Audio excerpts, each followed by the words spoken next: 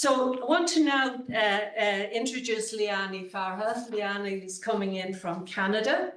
And we've asked Leilani to come in to locate what is being experienced in communities here in Ireland, not just in isolated communities, but across the country, into a more global context, to give us a sense of what this means globally, but as importantly as that, to put it into the context of a right to a home.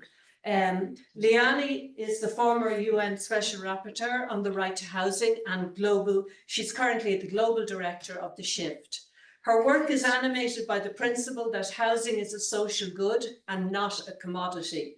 Leilani has helped develop global human rights standards on the right to housing, including through her topical reports on homelessness, the financialization of housing, informal settlements, rights-based housing strategies, and the first UN guidelines for the implementation of the right to housing. She's the central character in the documentary Push regarding the financialization of housing. And if any of you get a chance of looking at that, it really does help locate this into a global understanding of what's happening around the world in relation to a basic need such as a home being met. The Shift restores the understanding of housing as home, challenging the ways financial actors undermine the right to housing. Leilani, you're very welcome, and I'm handing over to you now. It's a real pleasure to be here. I'm just going to put my stopwatch on so that I don't speak for too long. I just wanted to say I've been quietly listening, trying to absorb what's happening in Ireland around regeneration. I really want to thank Gail and Susan and Debbie in absentia for sharing their experiences. It's so important. One cannot, in my years of experience, I know that I cannot understand a situation unless I hear from the people who are living it. That's obvious. Although I think politicians could think about that a little bit more. I also want to thank Karen and Manis. I know the Swedish Tenants Union quite well, and it was lovely to hear more about them and also to hear the very troubling circumstances with regeneration. So I was asked to speak about the right to housing and how it might apply in this situation. Of course, I'm not an expert in this situation. I am an expert in the right to housing. So hopefully you can make some of the connections that I won't make, and together we can sort of wrestle this down. I do think that the regeneration projects, conceptually, are a really important aspect of realizing the human right to housing for many people in Ireland. I think the regeneration projects are really important that they be undertaken, but they have to be undertaken in a manner that is consistent with Ireland's legal commitments under international law and international human rights law more specifically. And I just want to, pause to say that I think we're at a moment in human history where states are treating human rights implementation as optional. They're violating human rights with complete impunity. But that doesn't mean that human rights are meaningless. It just means that some states will behave badly and are behaving badly, and that the system isn't strong enough right now to hold them accountable. But that doesn't mean, in my opinion, that we should abandon the project of human rights and what they can offer. It's the opposite. I actually think we need to embrace human rights and demand accountability, but I'll talk a little bit about that afterward. What I'm trying to prevent globally and in Ireland is a race to the bottom. I think we're at the bottom right now. And if you think I'm talking about Gaza, I am, but I'm talking about a lot of other places as well. So I think Ireland does have an opportunity to move forward with the right to housing through regeneration projects. But not only is it an opportunity, I think it's an obligation. It is an obligation. We have to understand the human right to housing is not just a rallying cry. It's a great rallying cry. Everyone has the right to adequate housing. But it actually means something quite concrete. And I think there are misunderstandings about human rights and the human right to housing. I think there's a sense that it's airy-fairy and aspirational. And in my opinion and in my work and the work of my organization, that's wrong. Human rights are actually a framework, incredibly practical and very constructive if used. And so I thought that's what I would focus on with you, is a human rights-based approach. And what does it mean?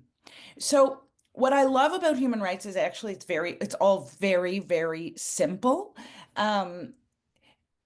People are intimidated because it's law sometimes. Or as I said, there's misunderstandings that it's just aspirational. The way I like to view the human right to housing is that there are 4 aspects to a human rights-based approach. There are standards that have to be met. There are resources that have to be spent. There is a human rights process that must be followed, and there must be accountability mechanisms. So I'm going to take you through those 4 areas. And I think it's just a nice way to think about, okay, what does it mean to do the human right to housing? Well, it means imposing standards, using resources, adopting a process, and ensuring accountability. So standards, let's start there. I think you've already heard some of the standards. I think you know them on a visceral level. Those of you who are tenants, any human being knows what is required of housing in order for that human right to be met. Under international law, it's the right to adequate housing, and it goes way beyond 4 walls and a roof, though sturdy walls and a good roof are important. But it really means the right to live somewhere that promotes dignity, that is safe, that is peaceful, and that's secure. And I've already heard, some of the issues that arise in social or public housing around safety. That means the right to housing is not being enjoyed. If you're not living in a place where you feel safe, then you are not enjoying the right to housing. And governments are required to take concrete steps toward achieving the goal of adequate housing for everyone. And those concrete steps have to be undertaken in a really timely way. They can't just sit back. It has to happen progressively, but they can't just sit back, put their, feet up on a desk and say, well, we're working on it. We're working on it. It has to be taking steps every day that, in an efficient way, which, as I understand with the regeneration projects, that is not happening. So the standard of adequacy is actually defined in international law. There are now, we say, 8 characteristics. I'm not going to go through all of them, but I'll go through some of the key ones. Some of them have already been mentioned, and I've already mentioned some of them, but security of tenure is a real pillar. So you shouldn't be fearful that you're going to lose your home, that you're going to be forcibly evicted from your home, that you're going to be priced out of your home, and therefore you won't be able to live there or in your community any longer. All of those things threaten security of tenure and would be inconsistent with human rights. Affordability is an obvious criteria for adequate housing, but affordability is defined differently than people think. Under international law, we don't have a formula. Like some people say you shouldn't spend more than 30% of your income on housing. Well, in international law, it's actually a much more generalized standard that basically at the end of the month, after you've paid your rent, you should have enough money to meet your other basic needs and human rights. So that's actually the definition. I like that definition because it's really tenant-driven, dweller-driven, right? It's like, what can you afford as a household? Habitability is another criteria. I heard people speaking about housing that's cold in the winter and too hot. Well, maybe not in Ireland, but in other places, too hot in the summer. Places that are moldy, which is incredibly bad for the respiratory system, etc. It can be lethal, actually.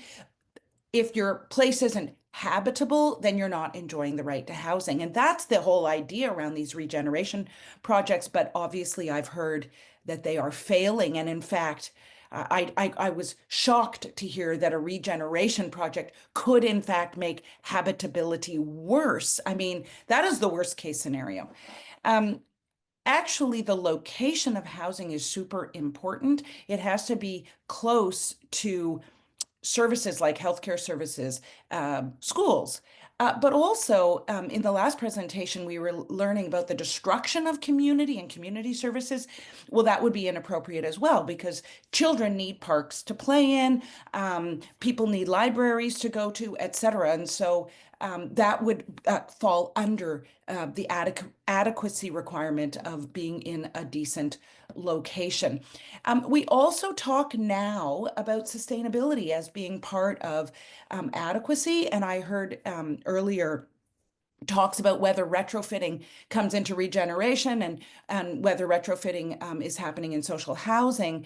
And of course, retrofitting should be happening everywhere. It should never destabilize a tenancy, and that is happening.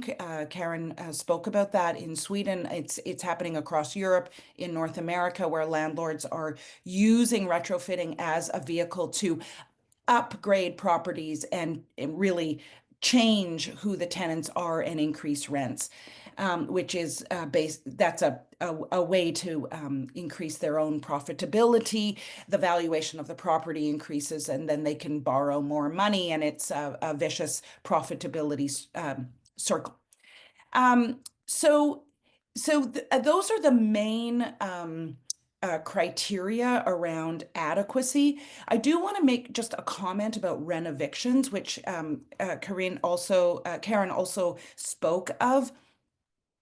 There are and this would apply to regeneration as well. There are really strict rules in human rights, in the human right to housing, around what can happen when you're refurbishing a building, when you're renovating a building. One of the things is there must be one-for-one replacement. So if there were 300 units there that were affordable, then 300 units have to be replaced. You can't have 195. You can't have 200. You have to have those 300. People always have the right to return. They have the right to return to a unit of a similar size, proximate and proximate cost. And those are obviously really important because they go back to those adequacy standards that I was talking about: security of tenure, affordability, etc. I can't go into more detail because I'll run out of time, but I just wanted to make a comment about that there are these very strict standards around what can happen. There are rules in human rights law around evictions into homelessness. So if someone were to lose their housing and then could reasonably fall into homelessness, that would be a complete violation of the right to housing. In terms of resources, so I said that was one of the 4 pillars. Governments are required to allocate sufficient resources toward whatever their goal is. In this case, we might be talking about regeneration. And those resources have to be commensurate with the scale of the problem. So, throwing a little bit of money at regeneration, which seems to be actually quite a sizable issue, would be inappropriate. And, the allocation of resources has to be looked at within the broader budget allocations being made by governments. And so, and I'll just add one more thing. When we think of resources and the expenditure of resources in the human rights world, we also look at what is being taxed and what isn't being taxed. So, for example, some of these big private developers or private equity firms or real estate investment trusts that are very operative in Ireland will be given tax breaks and tax benefits. Well, the way we view that in a human rights world is that is an expenditure of public resources, right? Because it's a giveaway. It's a it's a handout to corporations, right? And so that would be considered in our calculation of how is the government spending money, and are they spending money in a reasonable way to address the housing deficits in the country and the violations of the right to housing. And so just to say that that's a really important aspect of the equation. It's not just money that the government is spending, but it's money that the government is giving away through tax breaks that we have to look at.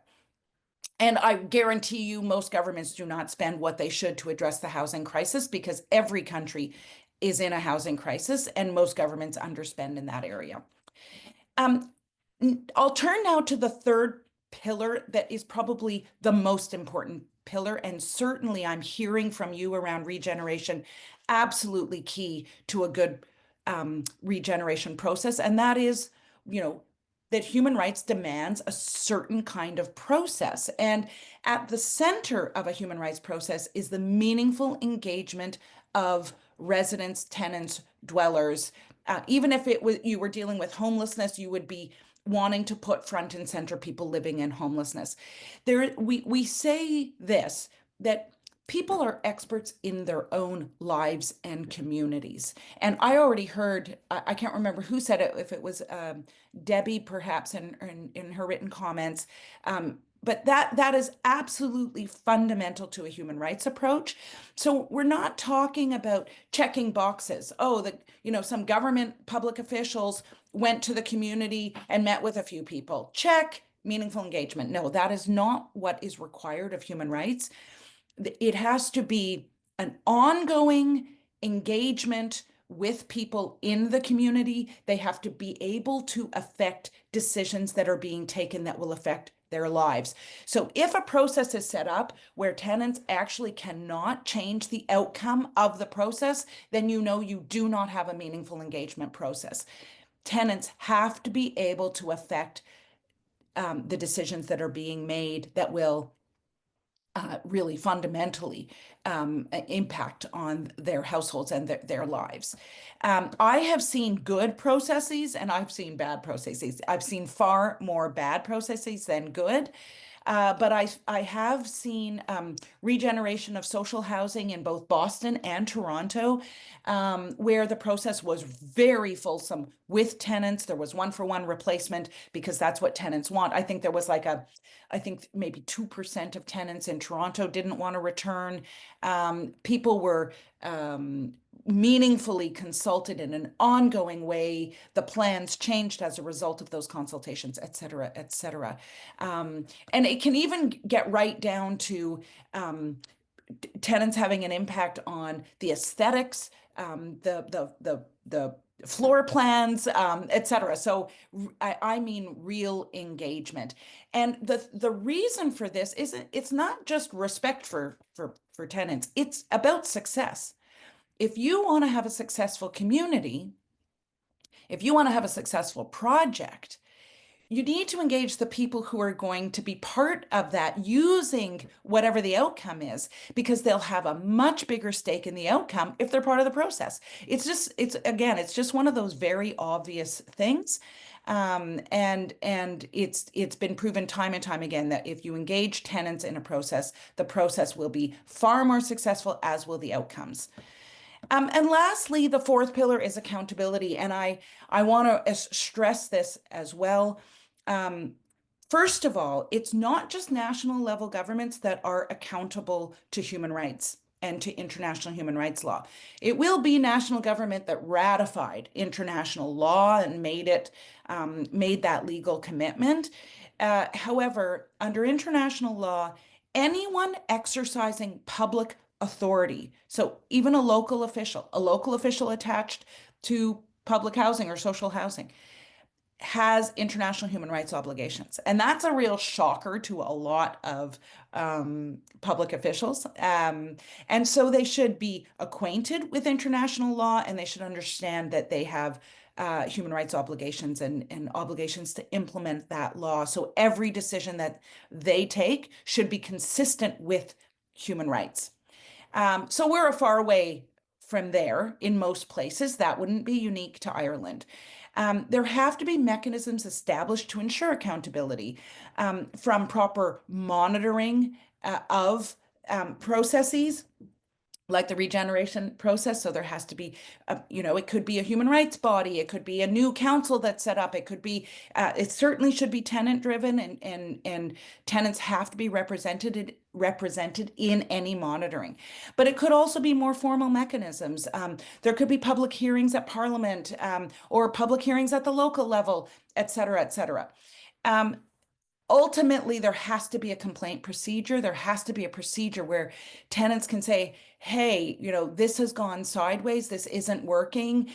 Here's a systemic problem or systemic barrier to me enjoying the right to housing through this process.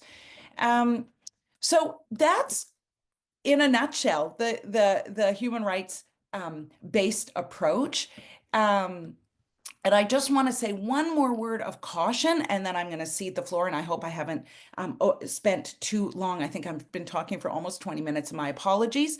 But I just want to say there are predatory actors out there, and I think Karen referenced them. There are private equity firms who are absolutely eyeing the most affordable housing, so the housing that would be part of these regeneration processes.